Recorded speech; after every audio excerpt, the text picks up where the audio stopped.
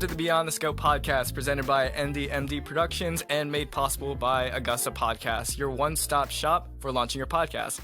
Let Augusta Podcasts do all the heavy lifting and give you the tools you need to turn your podcast dreams into a reality. Learn more at augustapodcast.com/NDMD. I'm your host, Andy, second-year medical student, joined by a new face in the co-host seat, pre-med and current medical school applicant Will, who will be bringing on his unique perspectives as a pre-med student to the podcast now. So, welcome, Will. Thank you, Andy. If you're familiar with the NDMD YouTube channel, you'll know that we love sharing stories from students, residents, and attendings of different medical professions, while giving you an inside look into their lives, not just as healthcare workers, but as incredible people as well. This podcast will continue that goal of sharing the incredible stories and experiences of these awesome people who I am so blessed to call my peers, colleagues, and friends. Here, we're going to have more long-form and free-flowing conversations about the things that medical training doesn't really teach you, things that are beyond the scope of our practice, if you will. So things like getting engaged and planning a wedding while being a medical student, how to build up mentorship in student organizations to impact your community, investing as a student, being a medical student creative while balancing life as a med student, like this episode, and so much more. So with that being said, let's introduce today's guest. And so one of the things I'm super excited about this podcast in particular is the ability to do virtual interviews with anyone across the country and even across the world. So this has given us the ability to reach out to students, physicians, and creators who are doing amazing things in their respective communities. With that freedom, I am happy to introduce a new face to the NDMD channel, but not exactly a new face on YouTube. A second-year medical student at the Kirk School of Medicine at the University of Nevada, Las Vegas, this gymnast medical school weekly vlogs has amassed an audience of, drumroll please, at the time of recording this, over 30,000 subscribers and 2 million views. His medical school application videos and authentic documentation of his experience as a medical student has inspired millions, and I'm truly a big fan of his work myself. I was watching his videos back when I had like under 200 subscribers. So here to talk about some pre-med tips and backflips like that. A big warm welcome from the East Coast to Shaun Andersen. Hey, thanks so much, Andy. I really appreciate you bringing me on, and thanks for all the kind words. I feel very flattered right now. My ego is very boosted.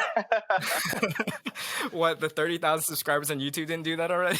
No, I didn't even know I had 2 million views. Actually, that's new knowledge to me. I don't even know where you found that number. Oh, rule number one as a student, do your research, right? Wow, that's awesome. Yeah, I'm going to have to go look at my view count after this. Oh, well, how you doing? I know it's kind of early on your end. Yeah, it's just past 9:30. Doing pretty good. I should be more awake for this time than I am, but I've kind of fallen into the slump of sleeping in a little bit, but that's okay sometimes. Hey, you earned it. And I know you're in the middle of Step 1 dedicated, so how's that going? It's good. So I'm kind of a little bit more in like a pre-dedicated right now. So kind of just been picking out some practice questions, doing some studying, kind of a little bit every day. And I'll be starting like my true 8-hour to 10-hour a day dedicated in about a week and a half now. So, yeah. I'm like, I'm not looking forward to it. I'm glad I caught you before that all started. Yeah, this is great timing because apparently I'm going to go into hibernation in about a week and a half, which I'm not excited for. Oh, you got it. I know you're going to do really well. And so for those who have not seen your videos or have not heard of your incredible work, could you briefly introduce yourself, where you're from, what undergrad and major you were, and something fun you've learned over the past couple months in medical school? Ooh, okay. Well, for those of you guys who don't know me, my name is Shaun Andersen. I'm a second-year medical student at the UNLV School of Medicine, now known as the Kirk School of Medicine at UNLV. I grew up here in Vegas. I went to a school here. I went to UNLV for my undergrad, where I got my degree in kinesiology, actually. I actually wasn't sure what I was going to do with my life. So I did kinesiology. I thought I was going to do a couple other things. And then I stumbled my way into medicine, which was the best thing that could have happened. And now I'm here at UNLV, and it's been a lot of fun. Like Andy said already, I've been documenting kind of this journey on YouTube, kind of started for fun. Just was posting videos during my interview cycle. So I wasn't even accepted in medical school or anything when I started just posting videos. And then luckily I got in, and I've kept up with it since. It's been very fun. I'm sure, as you know, it's super fun, therapeutic. It's just a great creative outlet. And yeah, something interesting I've learned over the past few months in med school, like medical related or like life, or I feel like we learned so much stuff. What have I learned in medical school? See, now I'm about to like take step, and I can't even think of a single thing I've learned in medical school. That's normal. Like, did I learn anything? I've learned that it's impossible to know everything. And maybe that's like the biggest thing that I've learned. It's like quite literally impossible to actually learn everything. And I think I've come to terms with that, especially as I've been getting ready to go into my step dedicated. I've like mentally told myself, you know what? It's okay not to know everything, and that you can't. So maybe that's like the most important thing that I've learned. Jeez, I didn't expect there to be like that deep of advice this early. That was a little early for something deep like that. Oh man. Well, I think this is a good transition in. So one of the videos that like first took off for you, right, was your evaluation of your entire MCAS. Yeah. Like portfolio application. I don't know why I said portfolio, but you know what I mean. Yeah. So with that, I think a ton of people have gotten some really good insight into what it takes to be a successful medical school applicant, and that's where I kind of want to turn it over to Will, and have his insight into being an applicant. Because if anybody has watched the channel for a while, you'll know that I had a pretty unique pathway to medicine and medical school. I was in an accelerated BSMD program where I think the rules for entry were a little bit different. So I do always hesitate to give like specific pre-med advice because my situation was very unique. I can only give broad stuff. So I think having you on this interview would be fantastic. So with that, Will, take it away. Yeah, so I was telling Andy actually right before you joined the call that I actually found your videos when I was learning about the application process, and I think nice. the AMCAS one that you walking through it was the one I found. So it's cool to have you right here. Awesome. So yeah, let's just kind of go into the application process as a whole. Can you just kind of give a general overview, like what's it like to apply?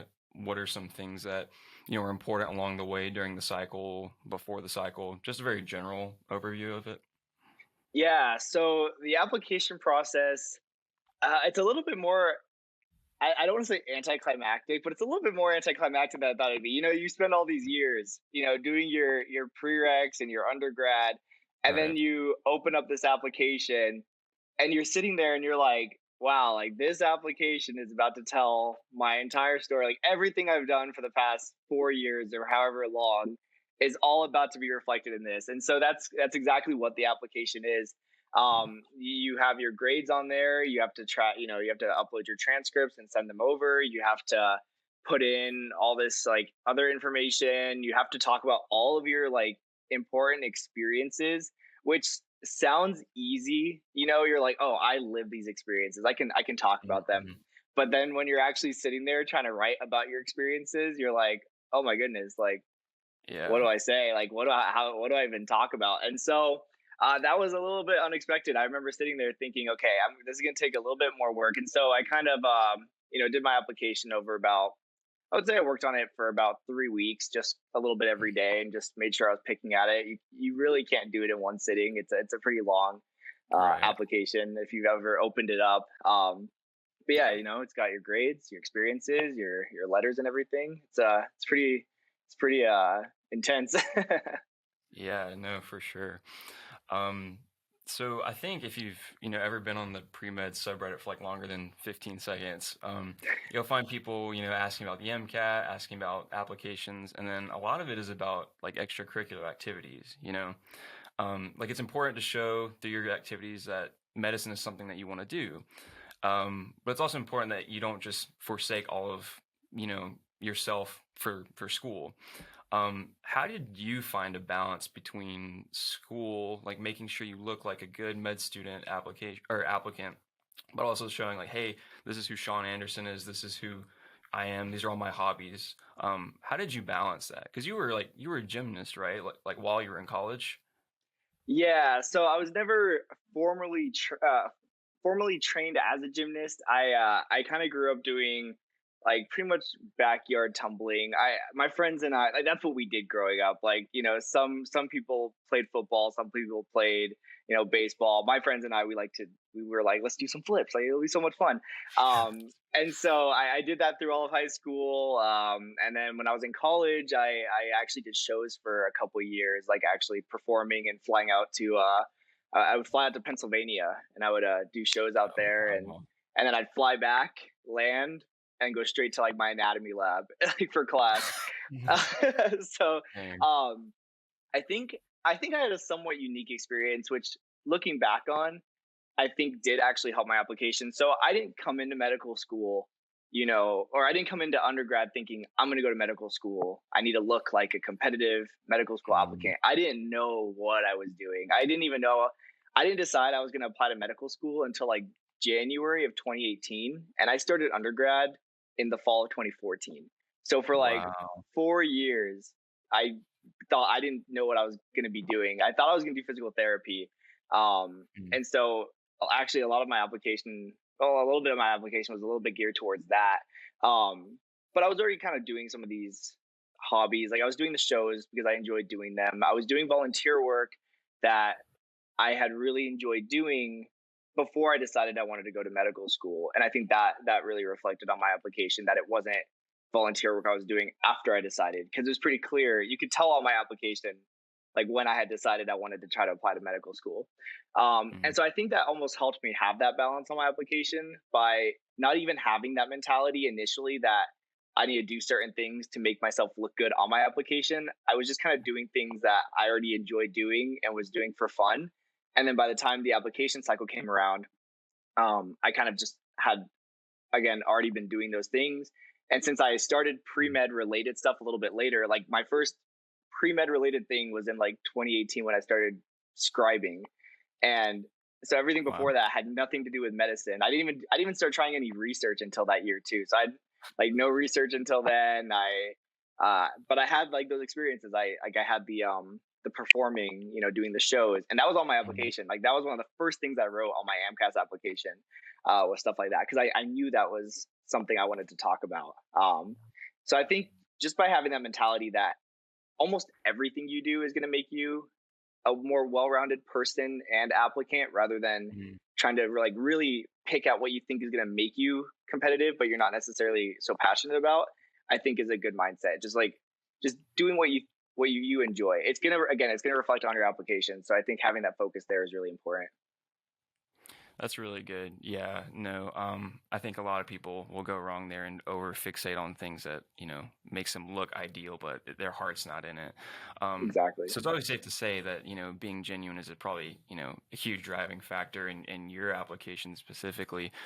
How did you write about that? Because I think that's, the other part is like conveying that without explicitly stating it. Like, how do you go about writing that? Is it just the same approach? You just, were there resources you used to like learn how to write better for the application or no? Absolutely not. No, I'm a terrible writer. I'm so bad at writing. The personal statement. I was pretty lucky. I had an English major as a roommate, so like he peer Oh, that's reviewed great. some of my work, which was really nice of him. Because some of my like sentences, he's like, "This sounds like a fourth grader wrote this." I'm like, because I have the writing skills. I'm a fourth grader. And so when I came to my approach, I think one of the biggest tips I think I'd received was like show don't tell.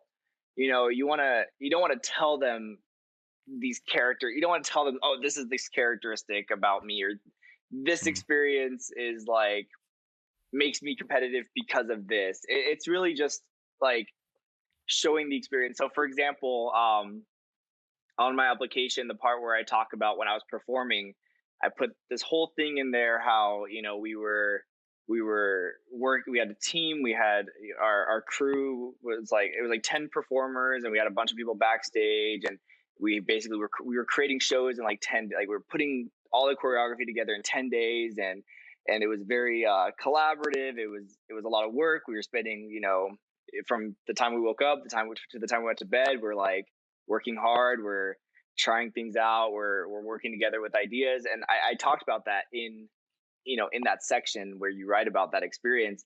And so that's gonna portray like, oh, he can work on a team, he can, Mm. work under pressure, he can get, a project done. We put an entire show together in 10 days and perform that show for 3 months. And so Mm. I didn't explicitly say like, oh, I learned teamwork from this experience. I learned leadership from this experience. I didn't say those things. I just said, I was part of creating the show, working together with it, with my cast. This is what we were able to do and pull off. And so again, a lot of showing rather than telling. And the personal statement goes the same way. The personal statement's like a story. And Mm. when I came to the personal statement, my first draft was terrible. I was like, yeah, I think I'm a good medical student, or I think I could be a good medical student because this and this.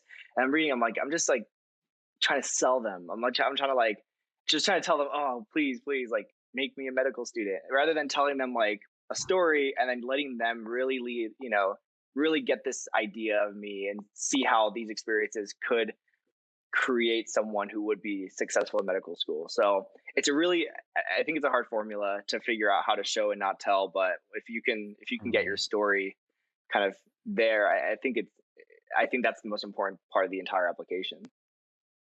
That's great. I love that, the show don't tell. Because, like, anytime I'm reading something like a book, or like I'm watching a movie, if there's like too much that the author's telling me to feel, or to know, I feel like it's taking something away. And like, when you're Exactly. if you think about being on an admissions committee, like, you're reading hundreds, thousands of applications, like, you don't want them to tell you how to feel. You want to figure it out for yourself. And if you can get there, then that probably means that student is like a good fit. So I really Yeah, like that. absolutely. Yeah. Um, so, we kind of see that the strength of your application is being genuine, and having thoughtful consideration, for everything that goes on your app. School list. This is, I think, another important thing is crafting a good school list, because you can be a great applicant, but if you have a school list that doesn't gel very well with the strengths of your application, doesn't really take out of state students or whatever, you could really be in a bind and have to reapply, spend a lot of money and a lot of time. How did you compile a school list? Like what went into it? How do you optimize your list so you have the highest chance of success for your cycle? Yeah. So personally, I when I applied again, I decided pretty late that I was going to go to medical school. Um, so I had a couple things on my mind. First and foremost, I really wanted to do the application cycle once. I didn't want to apply very narrowly. I didn't want to apply unrealistically. And so when I made my school list, I applied pretty broadly. I applied MD and DO. Um, I, I knew where my strengths were. So I knew like I wasn't going to get into Harvard. I knew that. Like that wasn't, I was okay with that. I had accepted that. My MCAT was not Harvard level, so I didn't apply to Harvard, right? But Mhm. I knew that I knew I wanted to be a doctor, and I knew that as long as I could go to medical school and I can get into medical school, I would get to become a doctor, and I'll be the kind of doctor I want to be. The kind of caretaker, the kind of person. So I Mhm. knew that I just wanted to get into a school. I was pretty. I really wanted to stay here in Vegas if I could. If I had that option to stay in Vegas, I wanted to. My family's here, my parents are here. There's a level of support that I knew I would get if I stayed here, and luckily I was able to stay here, and I do get that support. But I got into a couple other schools, and again, because I applied broadly, I had to make that sacrifice of like, if I only get into a school in the middle of nowhere, like I'm going to go to that school, and I was okay with that. I accepted that, but that's the risk I took. So for me, my strategy was applying pretty broadly, and then it worked out. Luckily, I got into the school I wanted to get into.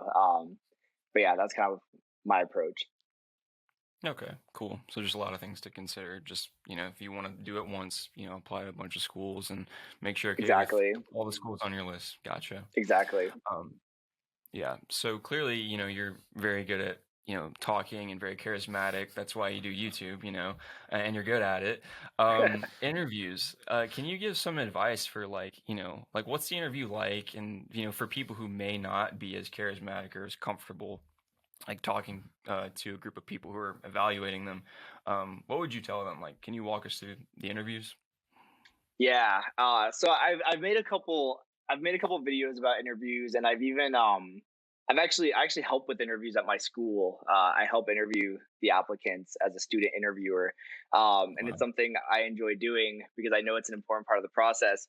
The interview, I think, is it's like, I think it's overlooked by applicants. I would say it's probably the most important part, Wow. because you do your application. If you're even filling out that application, you're probably good enough to get into medical school. Like if you've gone through it and you're at the point where you're like, I'm gonna fill out the SAMCAS application, you're probably fine to get into medical school. It's just about which medical school is right for you, which one you're right for. That's kind of fine there, and I think people forget that. If you get an interview, that means on paper you are more than good enough to be a medical student. You're fine. Like you're Mm. on, like, stat wise, grade wise, like on paper you look great. They know that. They know that when they invite you for the interview. And so that's kind of not what the interview is about. The interview is more of like, they just really want to get to know you. And I know it sounds really cheesy, and of course that's what everyone says, but it's so true. They don't they don't care about like your grades and MCAT at that point. They know how you did. They know you've done whatever research you've done. They know what you've done. That's You're not even trying to sell them on that anymore. You're trying to sell them on just you, your personality. You know, is this someone that, and this is what they're thinking, is this someone that I can see myself working with in in Mm. in this career, in this field? Can I see myself teaching them? Can I see myself handing my patients off to them? Can I see them being good with the patients and being a good doctor?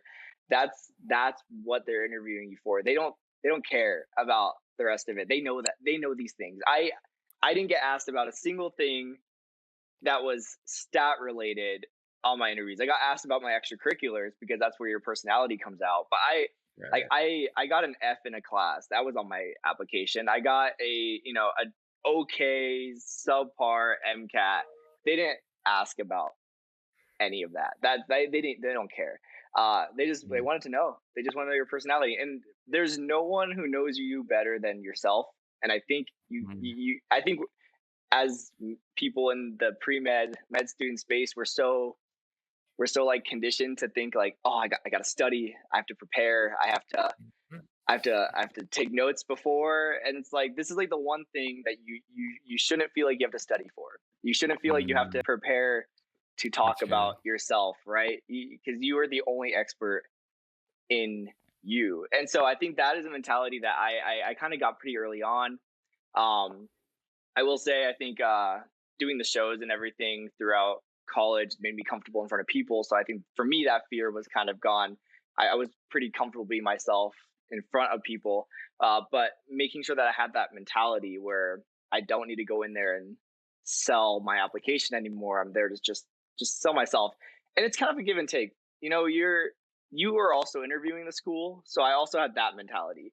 Like you're not Mm. just being interviewed. Like you are also making sure like you want to be at that school. And I had a couple of interviews where I felt like I just did not vibe with the interviewer, and even just Really? the entire vibe of the school was a little bit off, or just the other applicants that were drawn to these interviews. I was like, I just felt off, and like I just didn't feel like I was meshing well with the conversations and everything. And those are signs that, like, this is Mm. maybe I even like I some of those schools I'd gotten accepted into, and I was just like, yeah, well, like, hopefully you get another one, because you know so it's a two-way street. Like, you're also interviewing the schools. And I think interview is also such a harsh word too. I think interview kind of gives it like a kind of feeling that maybe you don't want to have. I like to say that you should try to turn interviews into conversations, because the moment you Mm. can turn something into a conversation rather than an interrogation, you immediately feel more comfortable. The vibe kind of Mhm. relaxes. You're more comfortable, because no one's uncomfortable when they're just having a conversation. But if you're just like sitting up and you're waiting for the interviewer to ask you a question and you're really stiff, you're gonna feel a little Yeah. bit tense. So first thing I always try to do when I walk in the room is like find something to talk about. Like Mm. if I was like walking to the dean's office, I would like glance around at the walls and like try to find something real quick to like bring up in conversation, and be like, oh, I like that, or like, what's this picture? Like, I did that for like 3 interviews. I'd be like, oh, like, what's this picture? Right? Oh, that's so cool. Like, where is this? And it would just spiral into a conversation just naturally. So yeah, I think that's my biggest interview. I don't even know if I answered your question.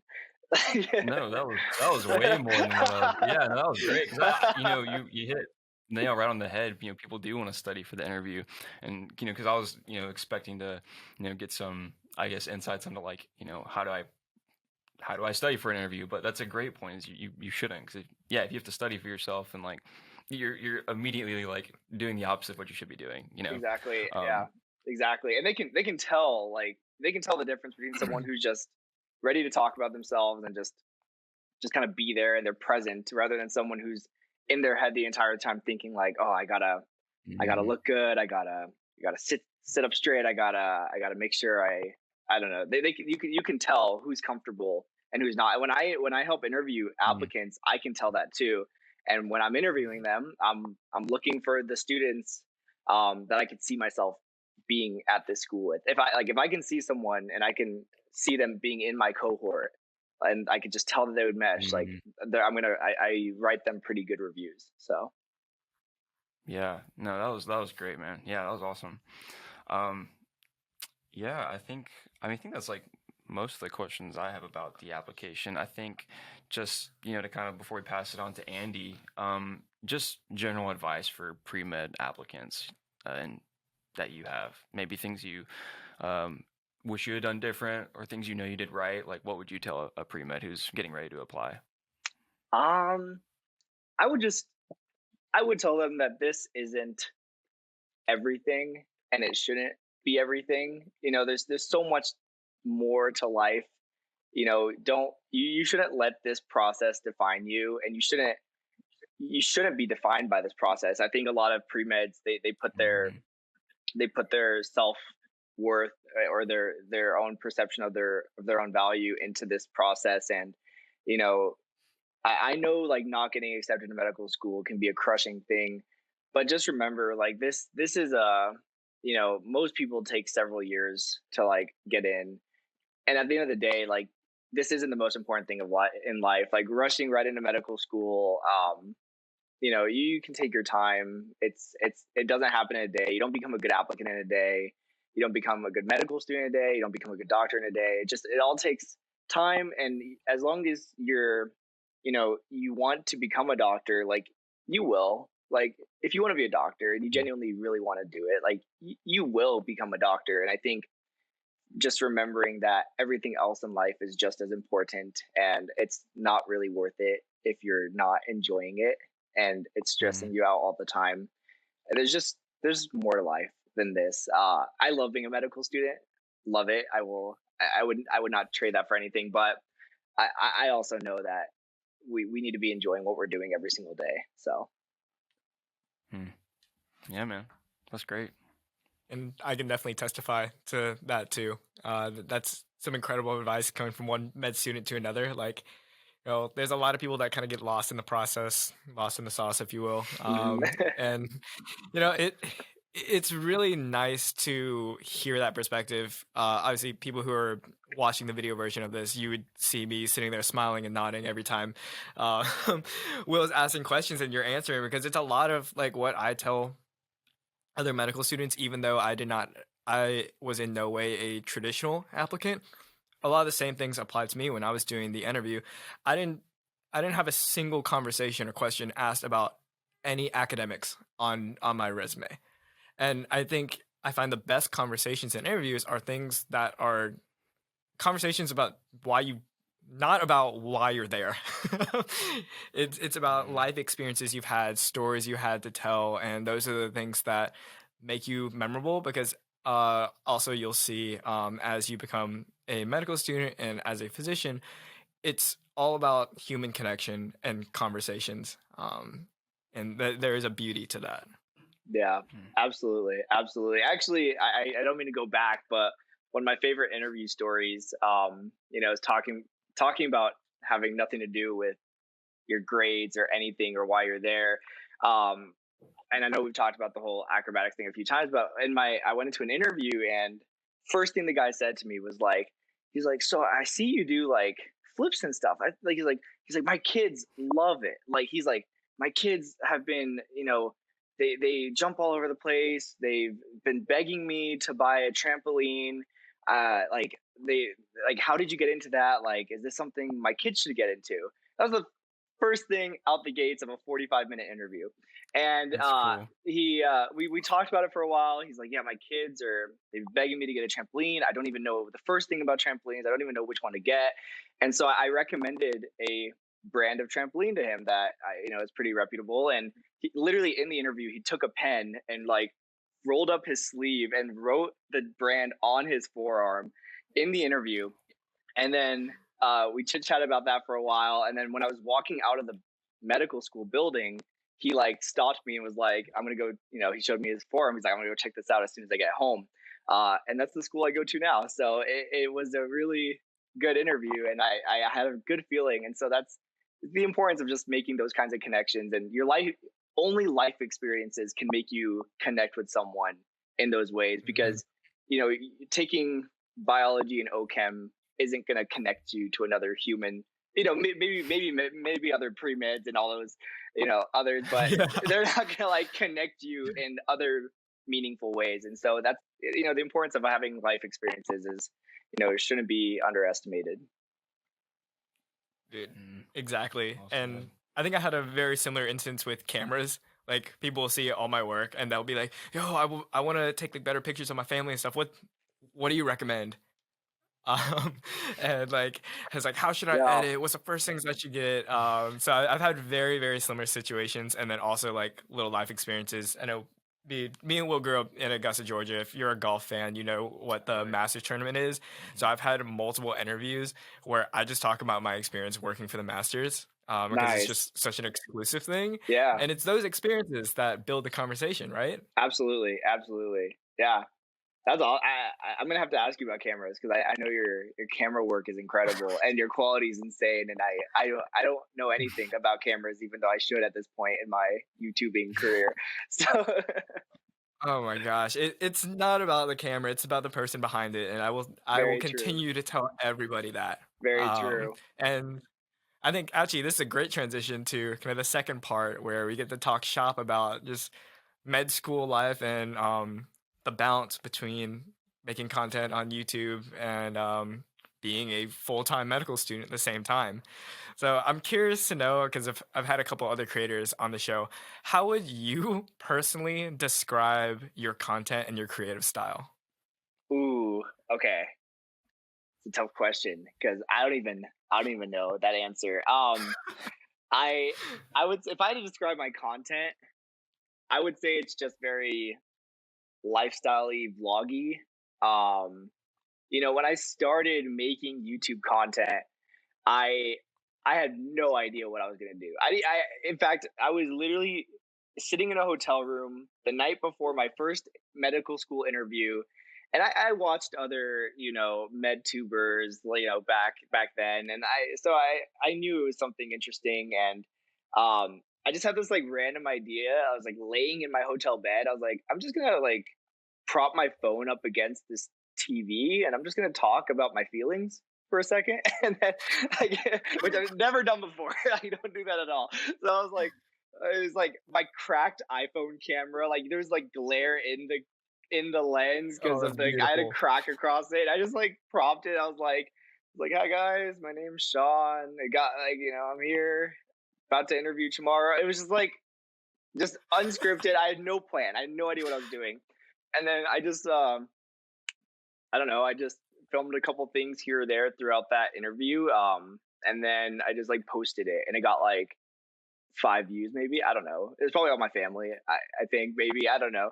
And so I was like, oh, that was kind of cool. I was like, okay, maybe I'll make a couple other videos. So I just like made some, and they were very like information-y. Like they were like, oh, like how to, you know, prepare for your interviews. How I wish I had studied for the MCAT. How to do this. Those are just kind of the videos. And then like I kind of learned I really don't like making those kinds of videos like early because Same. yeah, I Same. I'm not good at feeling like an expert in anything. I when I Exactly. yeah, like when I film these, and then some people are experts. Some people like really have a lot of credibility, and I'm sure some people think that I have more credibility than I think I might have, but I don't I never enjoyed it because I'm like, I'm just one person. Like this isn't the only way to study for the MCAT. This isn't the only way Mhm. to interview. This isn't the only mentality. This is just my experience. And so a lot of that started to kind of transform my mindset where I was like, okay, I don't feel like an expert in anything, but I do feel like my experiences are potentially valuable because if someone watches it and they can take something away from my experience and or they can say, oh, I don't know why Shaun's doing this. Like this is stupid. He's wasting his time or this isn't efficient. Then they can say that and they can take something away from that. I'd rather that than me say this is how you should do these things. And so when medical school started, I kind of just transitioned into vlogging. That was like that was my transition point. Was the month leading up to medical school, I made a couple of vlogs of moving into my apartment, and that was kind of me practicing a little bit with like the vlog style. And then starting day one of medical school, I just completely switched to vlogging. And I made a couple other informational esque videos here or there throughout, but it was really just vlogging. So that's kind of like the style I knew I was gonna like. I knew I would like the vlogging style just because it just fits a little bit more with my personality. Where I can just I'm not very good at planning things. I'm not very good at scripting things. Terrible at reading from a script. And so it gave me a little bit more of that freedom where I could just do what I was just gonna do anyway, but then just like pull Yeah. out a camera. Exactly. Yeah. So that's kind of my style, I guess you could say. Yeah. Yeah, I think that's fairly accurate from what I observed. Um, and also, next question: who are your creative influences? I always love asking this. 'Cause everybody has some role model or somebody they watched before that they kind of model their styles or their like information off of. So what were yours? Um, so when I had started vlogging, I think my biggest YouTube vlogger inspiration was probably America Revere. And I'm sure you know who that is, right? She's like OG. I've met her. Have you? She's great. Oh, Yep. you did a video with her. Yeah, she was my second 73 question interview. Yeah, you're totally right. I She was the only person whose videos I really watched as far as getting an idea of what med school was like when I was pre med, and I think it's because you know I didn't feel like I really related to like a lot of other people applying to med school at that time. I don't I'm not like the best student. It takes me a little bit longer to learn things than like most of my classmates. I feel like they're all so smart, and I feel like it just takes me so much longer than they do. Always get that feeling though. Yeah, and when I would watch her videos, I was so they were so raw. She didn't try to look like she was doing better than she was. She didn't she didn't try to put on this front for the camera, and I really admired that. And I knew when I was filming, you know, when I was doing my vlogs, I knew I wanted to make sure that I had that same level of being just genuine and just like if I was stressed, I'm gonna say I'm stressed. If I don't do well on an exam, you know, in every single one of my videos where I had an exam, I told my score regardless of what it was. I didn't.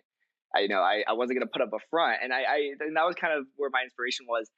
And then as I started to get a little bit more into vlogging, you know, once I eventually bought a camera and everything, I kind of started studying more vloggers that I think like do a good job combining vlogging and lifestyle videos with like a creative element. So for me, I watch a lot of Elliot Choi. I don't know if you guys know who Elliot Yep. Choi is. Great vlogger, very interesting lifestyle. You know, started at university, now he's in New York.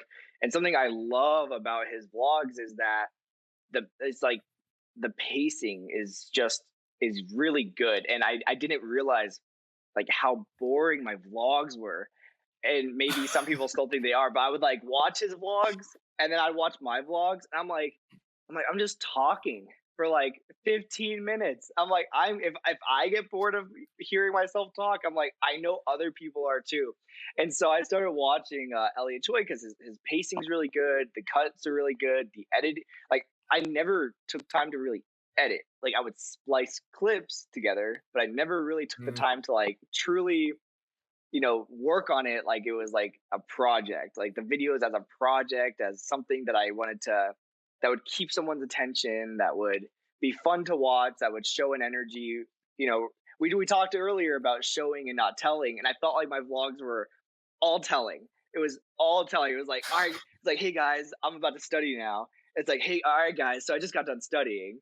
It's like now I'm gonna do this, and now I'm gonna do this, and then it's like, and I realized that when I started watching his videos. So now, and so I literally binge watched all his videos, and more so from like a study perspective. Like I was like studying the videos. I Yeah. was studying like how long is he talking? Like how, you know, he's not talking. He's really not talking that long. He's doing a lot of showing, a lot of transitions, music. You know, he's doing the like, you know, cool video effects and pan outs and time lapsing, and it's a lot more showing. And I was like, I'm not doing any of that. I'm not showing anything. And I think at first it was because also I used my iPhone for the first like year and a half, and so it was hard to like That's really impressive. be cinematic because, you know, I would need my phone to be doing things, and so I couldn't just prop my phone up, you know, for an hour at a time and just like film, right, or like leave my phone in the street and feel like now like I'll like get out of my car, put my camera like in the street, and then like film B-roll or like set it up like Now you know how it feels. yeah, exactly. So I would say that's been my inspiration. I think like I want like the you know the transparency that like America had, but I've really been trying to work towards having more watchable, enjoyable. I don't know. And you're always gonna be biased. You're always gonna think, oh, my videos are watchable, but then you really kind of have to like step back and be like, are they interesting? Like, are they interesting just because it's me in the video, or like, you know, you you're not gonna be able to please everyone, but I definitely think it's not. it's always a work in progress. You're always trying to get better, and I did actually something very similar with Casey Neistat and like Peter McKinnon, Yeah. and that's how I kind of got my vlog style too. So and I think Elliot Choi actually adopted a ton from He's Casey, which he's like a little Casey Neistat. Yeah, that's exactly what I was thinking when I would watch him. yeah. So it's an art form. It really is, and it gets better as you with time. And like telling you, I've said it before in some of my other videos, and I will continue to say it. I actually shouted you out in one. I don't know if you even watched it, but I have Oh, so much admiration for people who weekly vlog in medical school. I cannot. I like genuinely cannot weekly vlog. It's just it's so challenging to me. And there's some weeks where I'm like, dog, I'm way too busy. I can't like it takes too much time. And then also like for me when I'm filming, I'm in like production videographer mode. I'm not like in the moment, let me be here mode. So there's multiple fun things that I get to do in med school that like I just don't bring my camera to because I want to be present.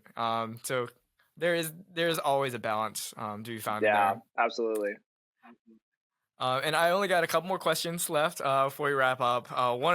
One of them is you got to meet Kevin Jubal uh, as a Yeah, mentor and a creative collaborator, and like trust me, I can understand the importance of having kind of a mentor in the like med creative space. You've seen like all the collaborations I've done with other people, and I still have all their phone numbers in my phone, and we text all the time. So, how yeah. much has that interaction and relationship meant to you? Oh, it's been great. Kevin and I we're great friends. Like out off camera, we hang. Like we were just at his place for his birthday party the other day, and we went and saw a comedian the other week, and we're great friends. He's a great guy. So I watched, like most pre meds do. I watched Med School Insiders throughout my pre med. Mm, I watched all the videos to make sure I knew what I was getting myself into, and then um yeah, it was kind of a very random thing where he posted a video one time, and he it was like a day in the life of a fourth year medical student, and I was like, I always watch these videos, right? And I was watching it, I was like, oh, like I was like, she kind of looks familiar, and I'm like, wait a minute, that's my teaching hospital. I was like, wait, that's my school. I'm like, wait a minute, like this is here in Vegas. And I'm like, and I commented on the video. I was like, oh wow, like I'm a first year at the school. It's cool to see a day in the life of a fourth year. I just kind of commented that, and then he replied, he's like, want to do a day in the life? And I'm like, oh shoot. Which we haven't done yet. We haven't actually done a day in the life together because of COVID and everything, and a lot of my stuff being online. yeah. What is there to film? Like, what is my life sitting at the computer? And so Yeah. right, and so we chit chatted. He sponsored one of my videos, and we were just kind of like talking on the phone, and he's like, so you live here, you live in Vegas? I'm like, yeah. He's like, yeah, I just recently moved here, and so eventually we got together for coffee one day just to chit chat, and then that kind of just turned into a thing, and we just started hanging out a lot. And like he came to my birthday party this past summer, and met a bunch of like other like of my med school colleagues, and actually uh one of my oldest friends, he's him and I go back about 18 years. We've been best friends. He decided he wasn't going to go to medical school. He was my first friend that was like, I'm going to be a doctor. He comes from like a family line of like doctors. And he decided he wasn't going to go to medical school. He also watched Kevin's videos through his pre med. He decided to get into technical writing. And one time Kevin and I were at dinner, and Kevin's like, yeah, I'm thinking about getting a writer onto the team. I was like, oh, here's my friend, like, who has all this medical experience, but decided not to go to medical school, that wants to get into writing. And so now he actually works for Kevin. And so like, it's been able to like build those kinds of Oh, connections and bonds, and like, it's been great. And every time I go to his house and he has like all this setup and like stuff, and he has a team. He's got a real company. I'm like, wow, this is incredible. Like, this is so much bigger scale, compared to what I'm doing.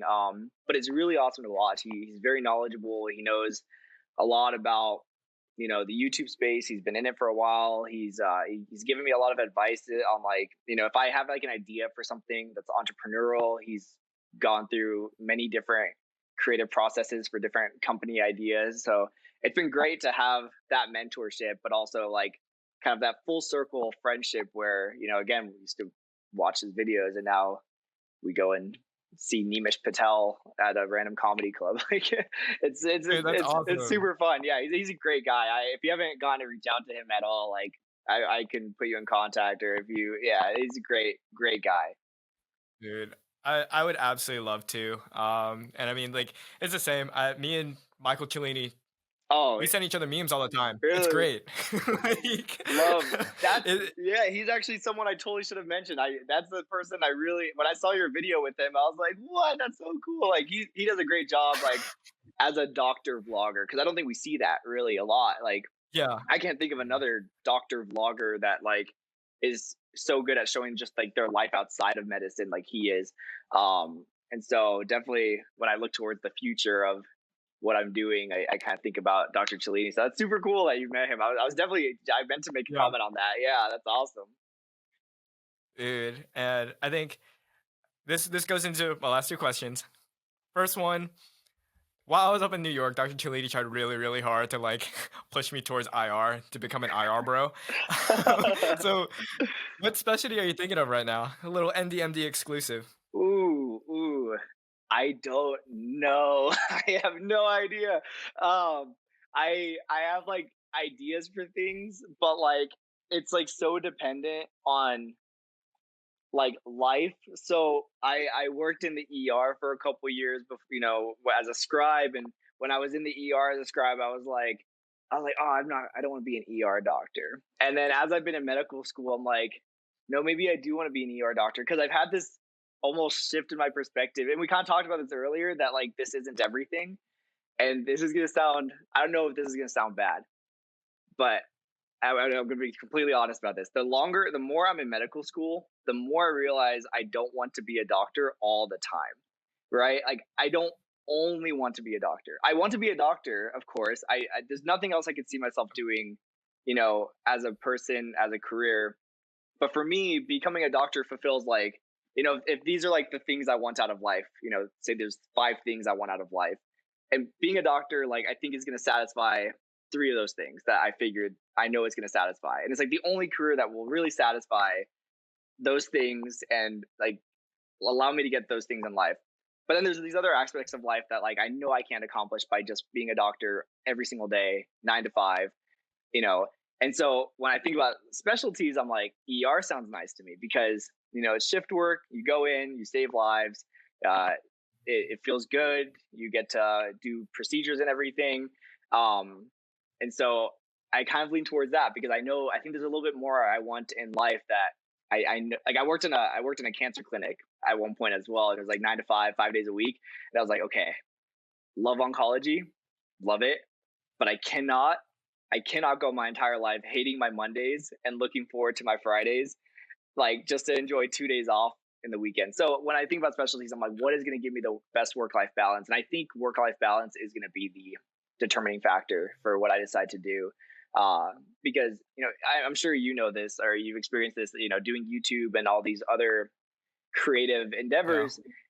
You want to make sure that there's time for that. And some people want to just be doctors, and that's great. We need a lot of doctors. We need great doctors. Some people can't see themselves doing anything else 9 to 5, 5 days a week. And that's great. I feel like there's more I want to do. And I feel like I'm still so young, and I don't want to, you're already missing out on a lot in your 20s by doing this. I want to make sure I still have time for those things. And I still, yeah, that's probably like a terrible answer. That's probably like absolutely terrible. But it's understandable because I'm right there with you again. We have like the creative thing going on, and like, lifestyle and a lot of other factors start entering the picture as you're going through. And so I think we're at the end. Thank you so much, Shaun, for being here. Where can people find you on social media? Yeah, so you guys can find me on YouTube. You can just look up Shaun Andersen, youtube.com/Shaun Andersen. You can go on Instagram. I post a lot there. That's also just Shaun Andersen. You can pretty much check me out there. Yeah, thank you guys so much for having me. This was a lot of fun. It was nice to talk to other people in this space. Dude, for sure. It's always a pleasure having other creators on here that can understand both the creative and medical school aspect. And you've said some incredible advice to any pre-meds and prospective medical students watching. So thank you so much, and hope you have a great rest of the day, and best of luck on STEP, dude. Thanks so much. I really appreciate it, guys.